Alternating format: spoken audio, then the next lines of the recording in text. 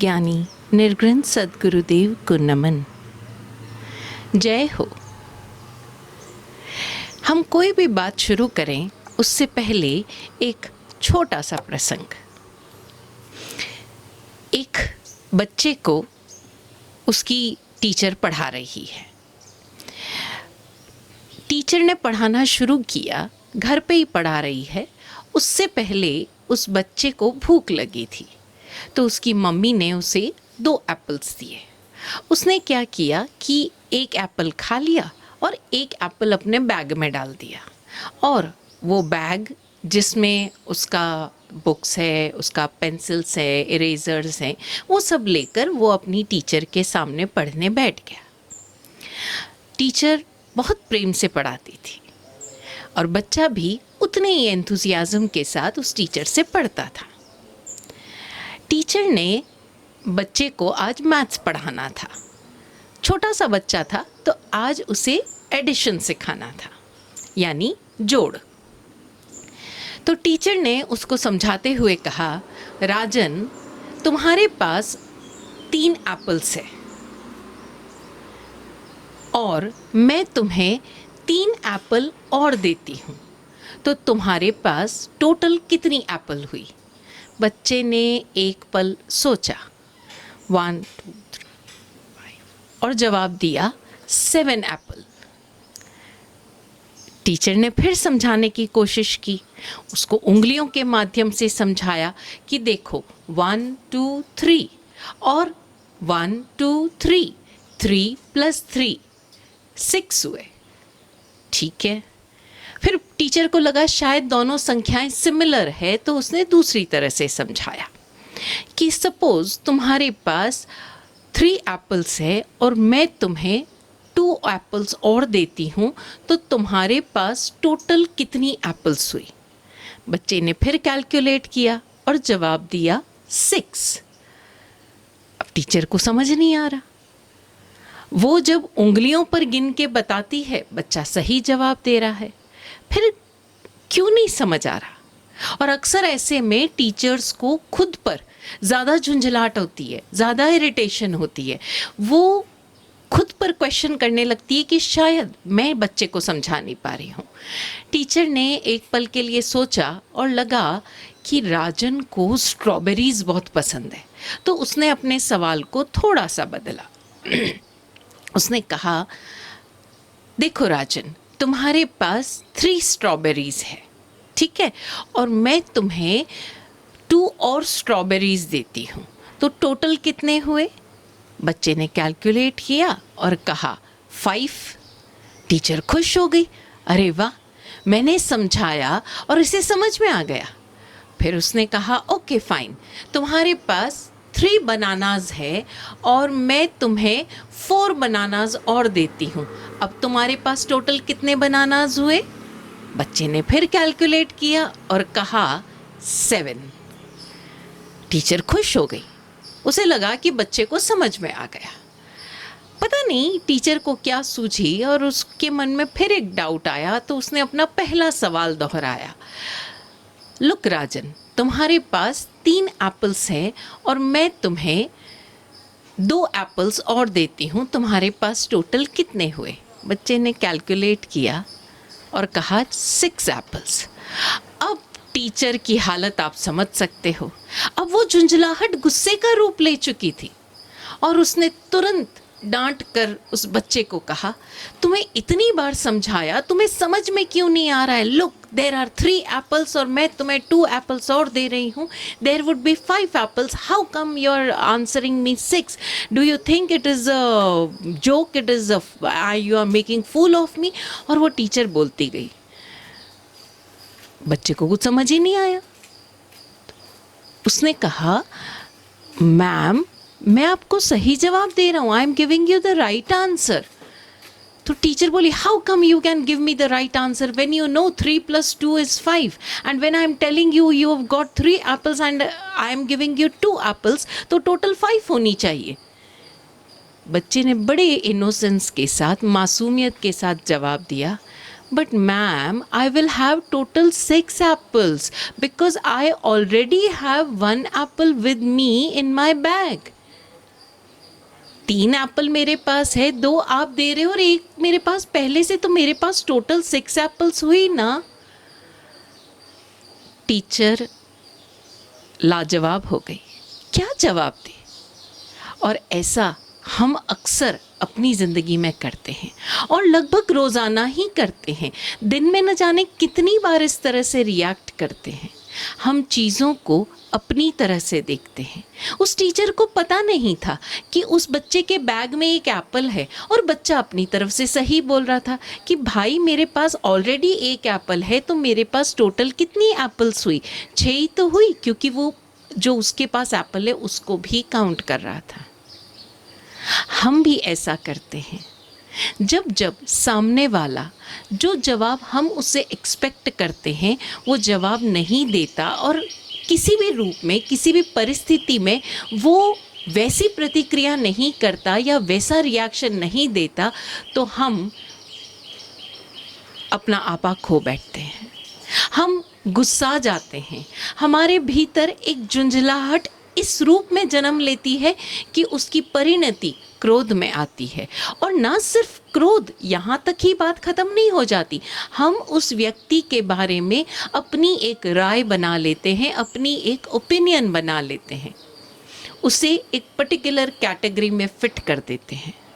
जबकि वो बंदा अपनी जगह पर जो होना चाहिए वही है, वो वैसा ही व्यवहार कर रहा है जैसा उसे करना चाहिए, लेकिन वो व्यवहार हमारे फ्रेमवर्क के हिसाब से, हमारी सोच के हिसाब से, हमारे परसेप्शन के हिसाब से नहीं है। और सिर्फ इसीलिए बिना कारण जाने, बिना उसका पॉइंट ऑफ व्यू जाने, बिना उसका नज़रिया जाने, हम बरसों बरसों तक खींचे चले जाते हैं और अपनी बात प्रमाणित करने के चक्कर में हम कहीं न कहीं इतना उलझ जाते हैं कि जो हमारा वर्तमान में दायित्व है, जो हमारी योग्यता की खिलावट होनी है इस वर्तमान क्षण में, उससे चूक जाते हैं। कैसे, क्यों चूक जाते हैं? क्योंकि हमने स्वयं को और अपने आसपास की परिस्थितियों को, हमारे आसपास घटित होने वाली घटनाओं को सिर्फ एक आयाम में ही देखा। हमने उसके दूसरे आयाम देखे ही नहीं। हम सिर्फ एक पर्टिकुलर एंगल, सपोज 45 डिग्री या 60 डिग्री में ही देख रहे हैं। जो टोटल 360 डिग्री है उसमें से 300 डिग्री हमने मिस कर दी। और चूंकि हमने वो मिस कर दी और हमारे पास देखने का मात्र इतना ही दायरा बचा, उस दायरे में हम बंध जाते हैं। और उस दायरे में बंधे होने के कारण हमारा पूरा व्यक्तित्व कई कई भागों में बट जाता है, कई कई दृष्टियों से वो बिल्कुल ओझल ही हो जाता है। और तब हम अपने आप को भी संपूर्ण रूप से किसी भी परिस्थिति में प्रस्तुत ही नहीं कर पाते। हम कहीं न कहीं इतने ज़्यादा संकुचित हो जाते हैं, इतने बंध जाते हैं कि हम स्वयं सांस नहीं ले पाते। और इसी तरह से हमारी पूरी ज़िंदगी निकल जाती है। और ये जो प्रमाणित करने का प्रयास है वो अलग अलग विद्रूप तरीक़ों से गुज़र के आता है, जैसे शिकायतें, सामने वाले के प्रति एक घृणा, सामने वाले को एक्सेप्ट नहीं करना, या अपने आसपास की जो परिस्थितियां हैं उसको एक धारणा से, एक मान्यता से देखना। और ऐसी धारणाएं और मान्यताओं में हम बंधे रहते हैं। और ये धारणाएं और मान्यताएं हमें ना तो कोई समाज देता है, ना कोई परिवार देता है। ये देती है हमारी अपनी सीमित और संकुचित सोच। अक्सर हम सुनते हैं कि हम धारणाओं में बंधे हैं, हम मान्यताओं में बंधे हैं, और हमें समझ ही नहीं आता कि वो धारणाएं और मान्यताएं कौन सी है जिसमें हम बंधे हैं। वो मात्र हमारी अपनी सीमित सोच है। एक पहलवान जो था वो एक बस में यात्रा कर रहा था। तो जब बस में यात्रा कर रहा था तो जब कंडक्टर ने उसको देखा, अब आप सोच सकते हो कि जो पहलवान होता है उसका शरीर कैसा होता है, बड़ा रोबीला सा शरीर, बहुत हाईली बिल्ट शरीर, स्ट्रॉन्ग शरीर, हाइट हेल्थ अच्छी, और सिर्फ मोटापा नहीं, मांसपेशियाँ कसी हुई पूरी तरह से। और ये एक धारणा है कि पहलवान से पंगा ना लो, क्योंकि पहलवान से पंगा लिया तो आप अपनी जान से हाथ धो बैठोगे। पहलवान जो होते हैं बड़े गुस्सैल होते हैं, बड़े हिंसक होते हैं, बात बेबात किसी को मारते हैं। तो अब जब वो पहलवान बैठा बस में तो कंडक्टर ने उससे पूछा कि भाई साहब टिकट, ड्यूटी थी कंडक्टर की पूछने की ना, कि टिकट देखे वो सबका चेक करे। तो पहलवान ने जवाब दिया, हम टिकट नहीं लेते। अब कंडक्टर के अंदर तो जवाब आया कि प्रश्न आया कि वो पूछे उससे कि क्यों नहीं लेते टिकट, ये कोई बात हुई आप टिकट नहीं लेते, ये तो आप सरकारी कानून का उल्लंघन कर रहे हो ये वो। लेकिन वो उसका डील डॉल देखकर उसको डर लगा, उसने छोड़ दिया। फिर दूसरा दिन हुआ, फिर पहलवान चढ़ा, फिर उसने वही सवाल पूछा, पहलवान ने वही जवाब दिया, और कंडक्टर अंदर ही अंदर मन महसूस के रह गया। एक तरफ तो उसे गुस्सा आ रहा था कि ये अजीब आदमी है, 2 दिन हो गए बिना टिकट यात्रा कर रहा है और ये सिलसिला और 2 दिन चला। अब तो कंडक्टर को अंदर ही अंदर भयंकर गुस्सा आया, लेकिन वो पूछे क्या, उसे डर लग रहा था कि कल को मैंने उसे पूछ लिया कि भाई क्यों नहीं लेते, आप फाइन भरो या कुछ करो, उससे आगे की उस जवाब के, जो पहलवान का जवाब था कि हम टिकट नहीं लेते, उसके जवाब में वो वापस कुछ पूछे उससे। ये उसकी ड्यूटी थी और उसका अधिकार भी था क्योंकि उसकी पोस्ट थी। लेकिन कंडक्टर अपने भय के मारे, अपनी सोच के मारे उससे कुछ पूछ ही नहीं पाया। कंडक्टर को गुस्सा आया, वो भर्ती हो गया एक अखाड़े में, और 15 दिन में उसने कड़ी मेहनत करके डील डॉल अपनी बॉडी बना ली, और ऐसे बना ली कि पहलवान कुछ भी कहे अब वो उसके सामने हिलेगा नहीं। क्योंकि ये सिलसिला लगातार चालू था। 2 हफ्ते गुजर गए। जब तीसरा हफ्ता शुरू हुआ तब तक कंडक्टर रेडी था जवाब देने के लिए और प्रश्न पूछने के लिए। पहलवान चढ़ा, एज यूजुअल कंडक्टर ने पूछा टिकट। पहलवान ने कहा हम टिकट नहीं लेते। कंडक्टर ने बड़े जोश और बड़े रौबीले अंदाज में पूछा क्यों नहीं लेते टिकट, टिकट तो तुम्हें लेना ही पड़ेगा।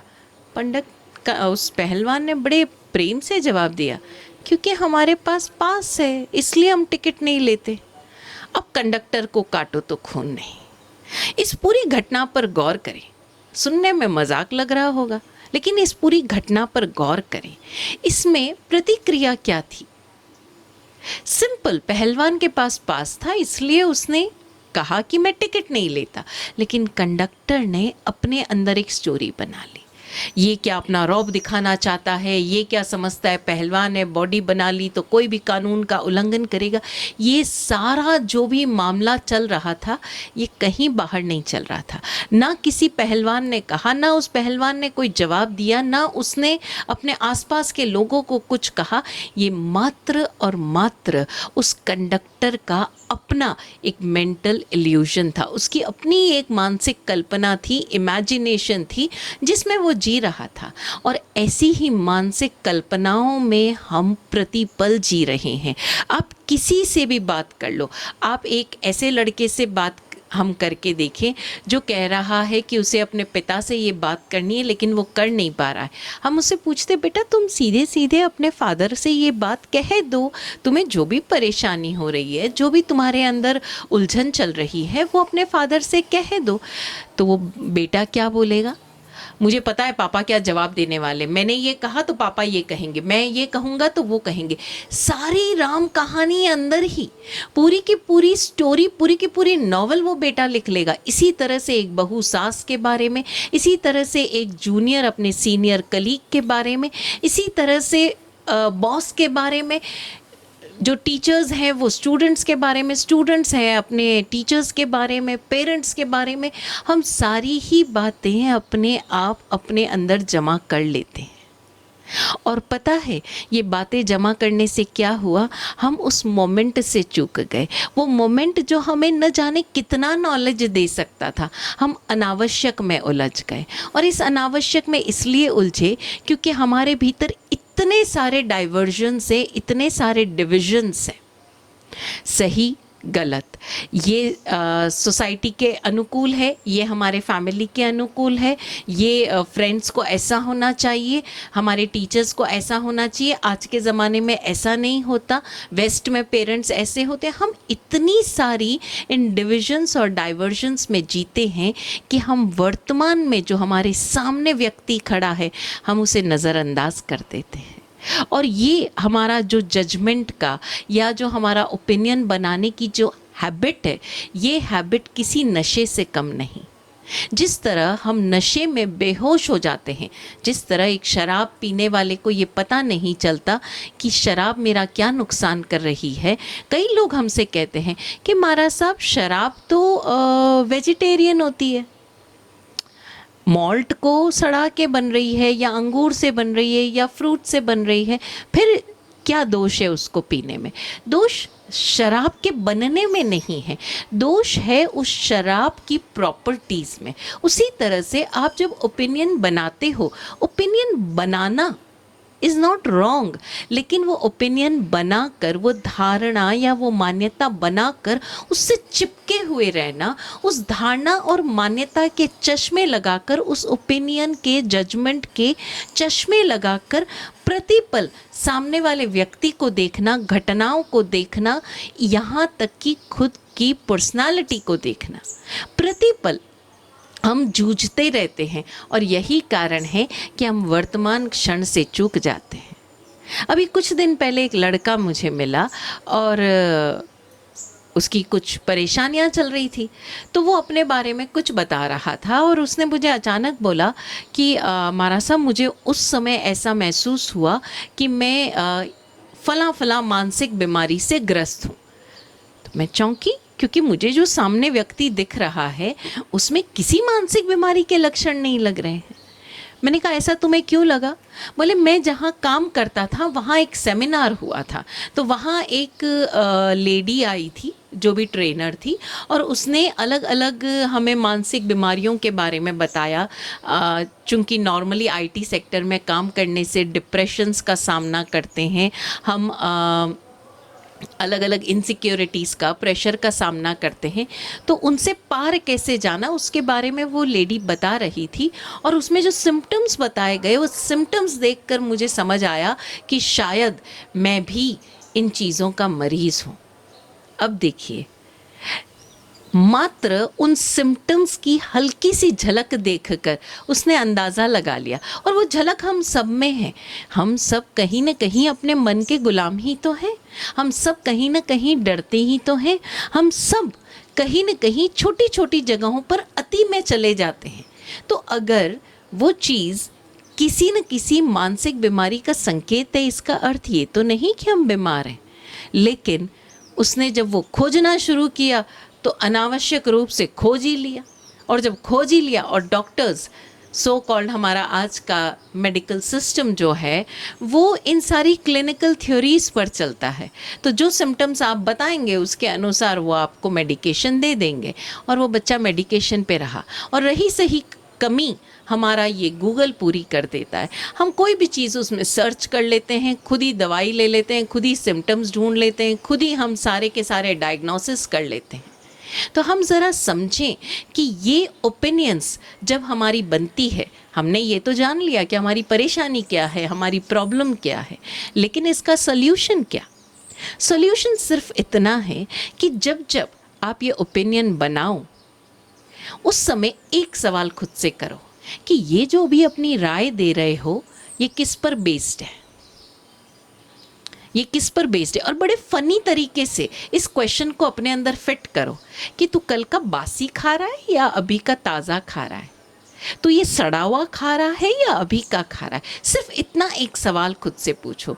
जब भी, चाहे आप अपनी मदर से बात कर रहे हो, कल उन्होंने अलग तरह से रिएक्ट किया होगा, आज जब उनसे बात कर रहे हो और कोई ओपिनियन बना रहे हो, कोई आंसर तय कर रहे हो कि अभी मैं ये बोलूँगा और मम्मी ये बोलने वाली, उसी समय खुद से सवाल पूछो, तू सड़ा हुआ खा रहा है या ताज़ा खा रहा है? सिंपल एक सवाल। अगर जवाब आए कि नहीं ये ताज़ा है, आप अभी की घटनाओं को देखकर, अभी जो आपके सामने व्यक्ति मौजूद है, इस समय जो घटना मौजूद है, उसको सारे चश्मे उतार कर देख रहे हो, तब आप जो बात समझ रहे हो वो सही होगी। और आप सोचोगे ऐसा कैसे होगा, हमें तो बचपन से सिखाया गया कि ये चीज़ सही है, ये चीज़ गलत है, इस चीज़ में पाप है, इस चीज़ में पुण्य है, तो हम कैसे समझेंगे? आप सीधी सी बात समझिए ना, आपके अलग अलग स्पोर्ट्स होते हैं, राइट? अब आप जो घुड़सवारी है वो स्विम सूट पहनकर करना चाहोगे तो क्या संभव होगी? नहीं ना। जब आप घुड़सवारी करोगे तो आप फुल ट्रैक पैंट्स पहनोगे, आप अपने नीज पर, अपने माथे पर हेलमेट या ऐसा कुछ चीज़ पहनोगे जिससे कि आपके हड्डियों की सुरक्षा हो सके। लेकिन क्या आप इस तरह का हेलमेट और इस तरह की चीज़ें पहनकर चेस खेलने बैठोगे? नहीं। तो जिस तरह हर स्पोर्ट्स का एक अलग स्पोर्ट्स वेयर होता है, एक व्यक्ति चाहे 4 स्पोर्ट्स खेल रहा हो, लेकिन चारों के लिए अलग अलग वो सुरक्षा अपनाएगा, चारों के लिए अलग अलग ड्रेस अपनाएगा। उसी तरह से आप जब अपने जीवन में किसी भी घटना को, चाहे आप पढ़ाई कर रहे हो, चाहे आप किसी टीचर के बारे में राय दे रहे हो, चाहे आप कोई यात्रा के बारे में राय दे रहे हो, जगह के बारे में ले रहे हो, कोई भी जजमेंट दे रहे हो, कोई भी डिसीजन ले रहे हो, ओपिनियन दे रहे हो, राय दे रहे हो, सलाह ले रहे हो, आप उस समय पर्टिकुलर मोमेंट को देखो और उसमें ये तय करो कि आप जो बोल रहे हो वो कहीं बायस्ड तो नहीं है, कहीं किसी प्रेजुडिस्ड तो नहीं है। आप अगर इस तरह से चीज़ें देख रहे हो तो आप बहुत सारे इनहिबिशंस के साथ जीने लग जाओगे। इसलिए अपने आप को इन इनहिबिशन से मुक्त करो, क्योंकि जितना इनहिबिशन से मुक्त करोगे, जितना स्वयं को अपने इन निषेधों से मुक्त करोगे, उतना ही आप जीवन में नई नई राहों पर चल पाओगे। नई नई राहों पर चल पाओगे यानी अपनी योग्यताओं के कई कई आयाम विकसित कर पाओगे और उन नए नए आयामों में स्वयं को विकसित करते हुए आप अपने चरम लक्ष्य तक पहुंच पाओगे। हम सब अपनी चरम मंजिल को प्राप्त हो, यही मंगल भावना। ओम शांति।